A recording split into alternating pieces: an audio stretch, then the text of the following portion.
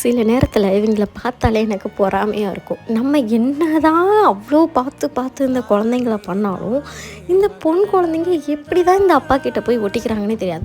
காலையில் சோறு ஊட்டுறது நான், கக்கா கிளவுறது நான், அவங்க அப்பா ஆஃபீஸ் போனதுக்கப்புறம் மதிய சோறு ஊட்டுறது நான், நடுவில் பால் ஆத்துறது, அதுக்கப்புறம் பழம் கொடுக்குறது, ஆப்பிள் கட் பண்ணி கொடுக்குறது, இதெல்லாம் செஞ்சாலும் வெளியில் வாக்கிங் கூட்டிகிட்டு போகிறது எல்லாம் செஞ்சாலும் இந்த அப்பாக்கள் வந்தோடனே இந்த பொம்பளை பிள்ளைங்க எப்படி மாறிடுச்சு.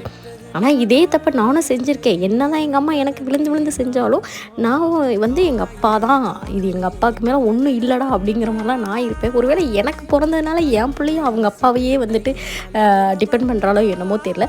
பட் இதெல்லாம் பார்க்கும்போது எனக்கு கொஞ்சம் பொறாமையாக இருந்தாலும் பட் என்ன மாதிரி தானே என் பொண்ணு இருக்கும் அப்படின்னு எனக்கு கொஞ்சம் ஹாப்பியாக இருக்குது. உங்கள் குழந்தைங்களில் யார் அப்பா செல்லம், யார் அம்மா செல்லம்னு கமெண்ட்ஸில் சொல்லிடுங்க. சொல்லிவிட்டு இந்த வீடியோ பிடிச்சிருந்துச்சுன்னா லைக் பண்ணிவிட்டு நம்ம மலைத்தொடரை மறக்காமல் சப்ஸ்கிரைப் பண்ணிக்கோங்க மக்களே. Thank you so much. பாய்.